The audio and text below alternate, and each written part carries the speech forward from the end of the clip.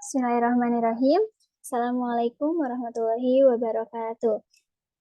Puji syukur marilah kita panjatkan kepada kehadirat Allah Subhanahu wa Ta'ala yang telah memberi nikmat dan karunia-Nya sehingga alhamdulillah kita bisa berdiskusi kembali walaupun dalam suasana virtual seperti ini. Semoga kita semua berada dalam kesehatan lahiriah maupun batiniah. Amin ya Allah ya rabbal alamin. Tak lupa salawat berserta salam semoga tercurah limpahkan kepada baginda Nabi Muhammad Shallallahu Alaihi Wasallam yang telah membawa kita kepada zaman yang terang benderang ini. Sebelumnya mohon izin kepada yang terhormat Ibu Winda Setia MSI selaku dosen pengampu mata kuliah gelombang optik.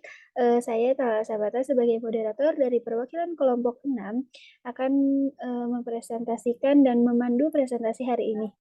Adapun anggota dari kelompok 2 yaitu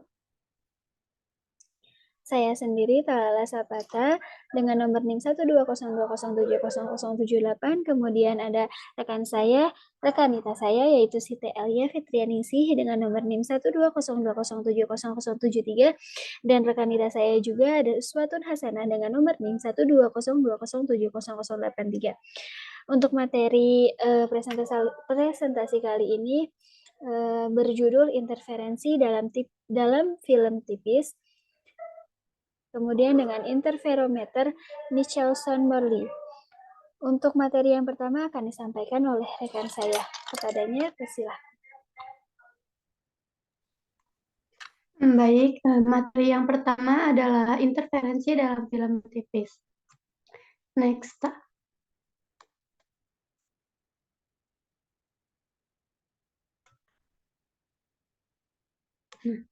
Dalam kehidupan sehari-hari, kita melihat gelombang air sabun akan terlihat warna-warni. Begitu juga genangan minyak tanah di atas permukaan air. Akan tetapi, akan terlihat berwarna-warni. Peristiwa pemandangan warna-warni pada gelombang sabun merupakan peristiwa di mana gelombang cahaya direfleksikan dari permukaan-permukaan yang berlawanan dari film tipis yang disebut dengan interferensi. Hal ini terjadi karena ada beda fasa antara berkas cahaya langsung dipantulkan dengan cahaya yang mengalami pembiasan lebih dulu. Warna-warni pelangi ditunjukkan bahwa sinar matahari adalah gabungan dari berbagai macam warna dari spektrum kasat mata. Di lain pihak, warna pada gelombang sabun akan disebabkan oleh pembiasan. Hal ini terjadi karena interferensi konstruktif dan destruktif dari sinar yang dipantulkan oleh suatu lapisan tipis. Adanya gejala interferensi ini bukti yang paling meyakinkan bahwa cahaya itu adalah gelombang. Next.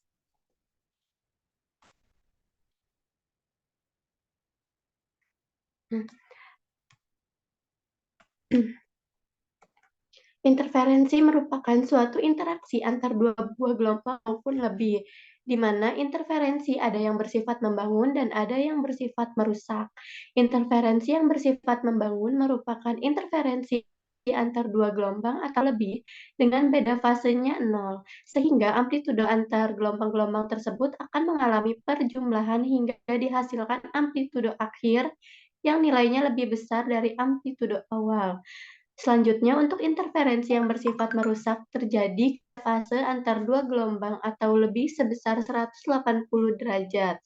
Interferensi tersebut akan menyebabkan amplitudo yang dimiliki oleh masing-masing gelombang akan saling memusnahkan, sehingga hasil akhir yang didapatkan berupa amplitudo yang lebih kecil daripada amplitudo terkecilnya. Next, Kak.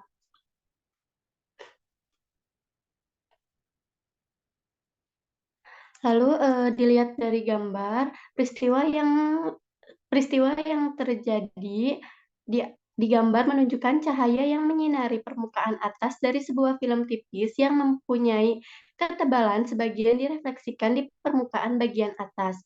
Cahaya ditransmisikan melalui permukaan atas, sebagian direfleksikan di permukaan bagian bawah. Kedua gelombang yang direfleksikan itu nantinya akan berkumpul di titik P yang berada di retina mata. Kedua gelombang tersebut kemudian dapat berinterferensi secara konstruktif maupun destruktif. Warna-warna yang berbeda pada pita warna menunjukkan panjang gelombang yang berbeda-beda, sehingga untuk beberapa warna dapat mengalami interferensi konstruktif dan sebagian akan mengalami destruktif. Next.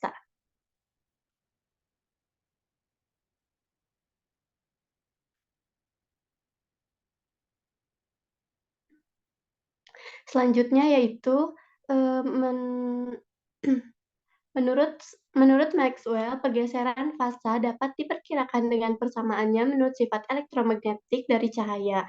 Misalnya,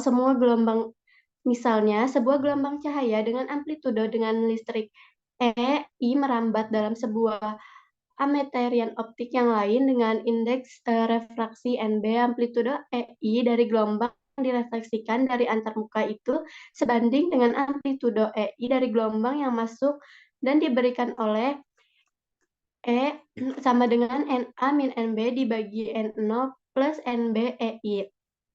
Hasil ini diperlihatkan bahwa amplitudo yang merusak dan direfleksikan mempunyai tanda sama bila NA lebih besar dari NB dan berlawanan tanda bila NB lebih besar dari NA. Next.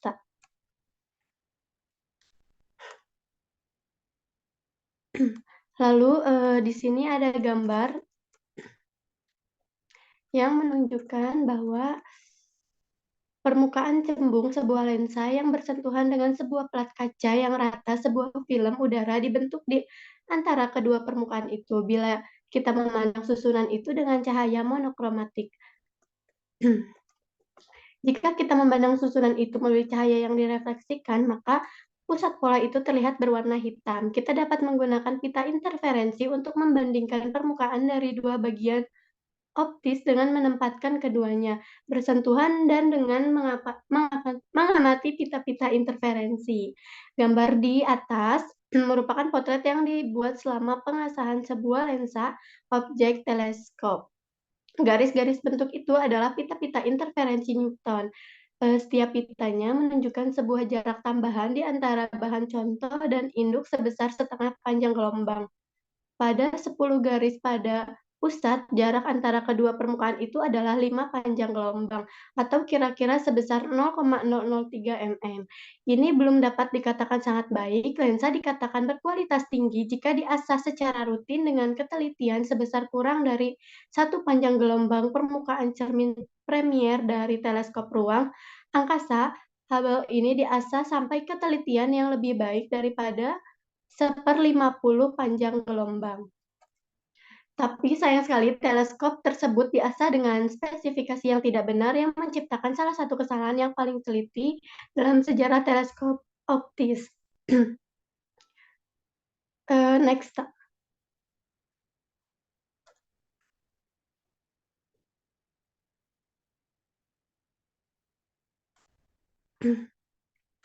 Lalu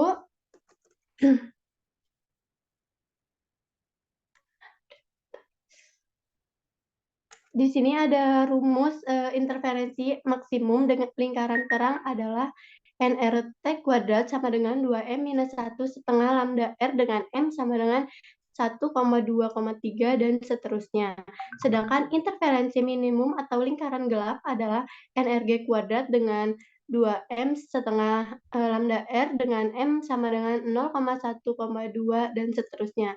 Dengan keterangan N adalah indeks bias udara, E adalah 1, M adalah orde interferensi, R adalah jari-jari lengkungan lensa pada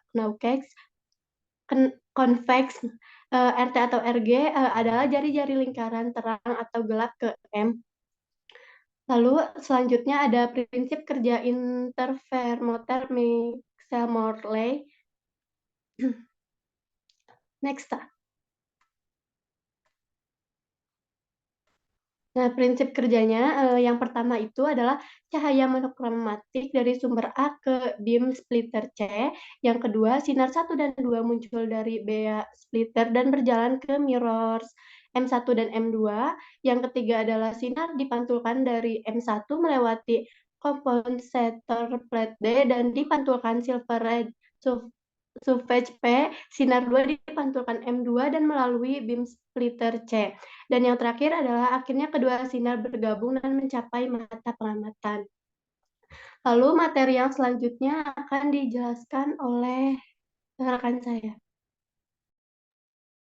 Baik, terima kasih. Untuk selanjutnya saya akan menjelaskan materi mengenai interferometer Michelson-Morley. Michelson dan Morley melakukan percobaan kecepatan aliran ether menggunakan interferometer Michelson. Ether diasumsikan memenuhi alam semesta dan berperan sebagai sebuah kerangka gerak. Jika seorang pengamat bergerak terhadap ether dengan kecepatan v, maka ia akan mengukur kecepatan cahaya sebesar c aksen, dengan c aksen sama dengan c ditambah v. Ia pun akan mengamati ether lain yang memiliki kecepatan relatif sebesar v terhadap bumi. Diasumsikan bahwa v sama besar dengan kecepatan bumi mengorbit matahari, yaitu sebesar 30 km per sekon. Maka v per c sama dengan 10 pangkat min 4. Interferometer Michelson diletakkan di bumi. Bila kita bayangkan ether diam terhadap matahari, maka berarti bumi beserta interferometer bergerak melalui ether dengan laju 3,0 dikali 10 pangkat 4 meter per sekon, dengan arah yang berubah-ubah dan dengan musim yang berbeda. Eksperimen Michelson adalah salah satu eksperimen fisika yang paling terkenal yang dilakukan dan memiliki tempat yang unik dalam sejarah maupun dasar empiris. Relativitas khusus eksperimen Michelson mengeksploitasi interferometer di mana berkas cahaya dipecah menjadi dua berkas yang merambat bolak-balik sepanjang jalur tegak lurus dengan panjang yang sama. Interferometer merupakan suatu alat yang digunakan untuk menghasilkan suatu pola interferensi. Interferometer dibagi menjadi dua jenis, yaitu interferometer pembagi muka gelombang dan interferometer pembagi amplitude. Interferometer Michelson adalah termasuk interferometer pembagi amplitude, di mana interferometer ini sangat berguna dalam pengukuran indeks bias, pengukuran panjang, pengukuran getaran atau vibrasi, dan dapat juga digunakan untuk pengukuran simpangan permukaan. Kemudian interferensi pada fiber optik dapat diamati dengan interferometer Michelson. Pada interferometer ini menggunakan beam splitter yang merupakan pembagian penting dari sebagian besar interferometer, termasuk interferometer Michelson. Beam splitter termasuk kubus yang terdiri dari dua buah prisma segitiga. Pada prisma tersebut dipakai lapisan resin. Ketebalan lapisan resin disesuaikan sedemikian rupa sehingga untuk panjang gelombang tertentu setengah dari cahaya optik melewatinya dan juga sebagian lagi tertransmisikan. Perhatikan di gambar ini. Gambar ini merupakan skema pembagi sinar. Adapun keterangannya, ada sinar optik, kemudian ada 50% sinar ditransmisikan, kemudian ada 50 sinar direfleksikan. Menurut Fitriyanti, NH pada tahun 2017. Untuk materi selanjutnya akan disampaikan oleh rekan saya. Baik, di sini saya akan melanjutkan materi dari Talala, yaitu mengenai skema percobaan dari Michelson-Morley. Nah, Michelson-Morley itu kan merancang sebuah interferometer optik dengan sensitivitas yang tinggi untuk dapat mendeteksi keberadaan ether. Nah, untuk skema percobaannya dapat dilihat pada slide PPT. Nah, untuk susunan dari percobaannya itu terdiri dari sumber cahaya, kemudian ada sebuah beam splitter, atau BS yang berguna sebagai pemecah berkas dari dua buah cermin.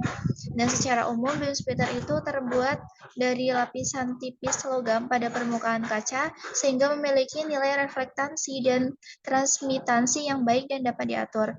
Nah, berkas cahaya dari sumber akan dipecah menjadi dua berkas oleh cermin transparan. Sebagian berkas akan dipantulkan ke arah cermin B dan sebagian akan diteruskan ke cermin A. Nah, kedua berkas cahaya akan dipantulkan kembali menuju beam splitter. Nah, kemudian lintasan kedua berkas itu sama panjang karena jarak cermin B ke cermin transparan itu sama dengan jarak cermin A ke beam splitter. Nah, hasil interferensi kedua berkas cahaya akan tergantung pada waktu tempuhnya. Nah, cahaya yang merambat dalam arah horizontal, yakni dari beam splitter ke cermin tetap dan dari cermin tetap ke beam splitter memerlukan waktu sebesar T2 sama dengan L per C plus V ditambah L per C min V sama dengan 2LC per C kuadrat min V kuadrat sama dengan 2L per C dalam kurung 1 min C kuadrat per V kuadrat pangkat negatif 1. Nah, kedua lintasan cahaya pada interferometer Michelson itu saling tegak lurus. Dan bila salah satu lintasan dibuat sama dengan arah gerak eter, maka lintasan yang lain tegak lurus dengan eter. Karena itu, dengan mengacu pada transformasi Galileo, kecepatan cahaya pada kedua lintasan di interferometer Michelson akan berbeda. Nah, pada satu kedudukan interferometer. Nah, pola interferensinya itu sudah tertentu. Dan sebagai akibatnya, bila interferometer diubah posisinya, maka hasil pola interferensinya juga akan berubah atau bergeser. Maka waktu yang diperlukan cahaya untuk merambat dari beam splitter dan kembali lagi ke beam splitter adalah T1 sama dengan 2LC per C kuadrat min V kuadrat pangkat setengah sama dengan 2L per C dalam kurung 1 min V kuadrat per C kuadrat pangkat setengah. Nah, perbedaan waktu antara berkas cahaya yang merambat horizontal dan yang merambat vertikal itu adalah delta T. Nah, persamaan dari delta itu kan T2 min T1.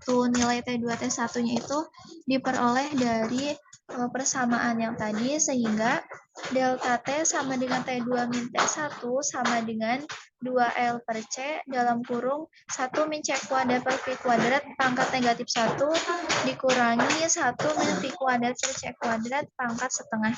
Nah, karena V kuadrat per C kuadrat itu kurang dari 1, maka komponen yang berada di dalam kurung itu diubah dalam ekspansi binomial. Maka delta T sama dengan L V kuadrat per C pangkat 3. Jadi, next slide.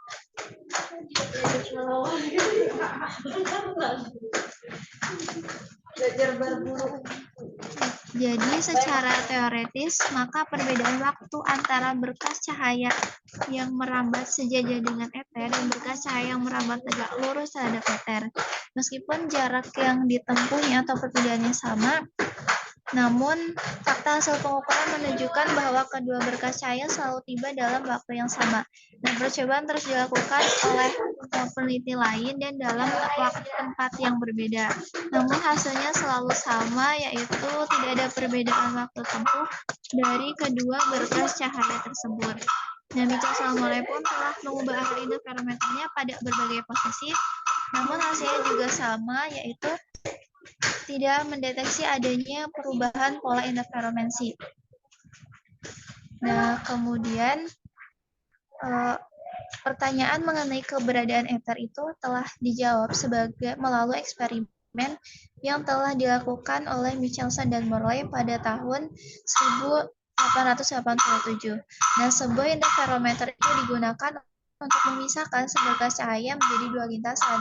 Oleh karena itu, cahaya adalah sebuah gelombang. Nah, akibat dari perpaduan dua berkas dengan beda lintasan akan memberikan fenomena interferensi. Nah, bila dua gelombang cahaya adalah sefase, maka penjumlah amplitudo dari masing-masing gelombang itu menghasilkan interferensi maksimum atau konstruktif, dan garis-garis terang akan teramati.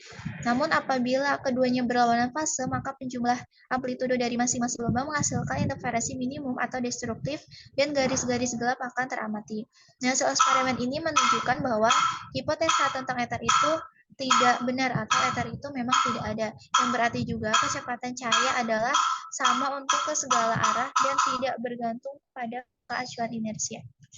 Baik, untuk selanjutnya saya serahkan kembali kepada moderator.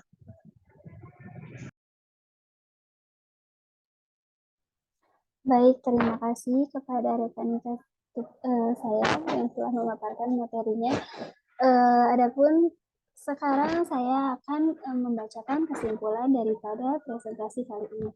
Kesimpulan dari materi interferensi dalam film tipis adalah gelombang yang menjalar dari suatu medium menuju medium yang lebih rapat akan mengalami pemantulan oleh medium yang lebih rapat dan mengalami perubahan fase sebesar pi.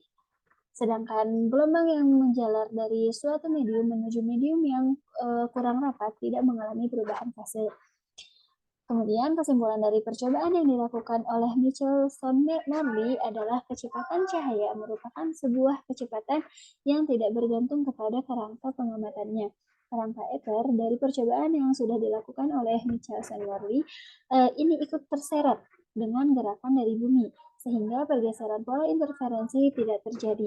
Akibat dari tidak menentunya keadaan ether terhadap bumi, maka konsep ini selanjutnya telah ditinggalkan oleh kehadiran cahaya di ruang hampa tanpa hadirnya medium menjadi permasalahan yang tidak perlu dipikirkan. Hasil eksperimen yang dilakukan oleh Michelson-Morley adalah tidak mendapatkan gerak bumi terhadap ether. Eksperimen Michelson-Morley ini pada hakikatnya adalah suatu eksperimen yang membandingkan kelajuan cahaya sejajar dan tegak lurus dengan gerak bumi mengelilingi matahari. Eksperimen ini juga memperlihatkan bahwa kelajuan cahaya sama bagi semua pengamat. Eksperimen Michelson-Morley ini telah menjadi dasar dari teori relativitas khusus Einstein yang dikemukakan pada tahun 1905.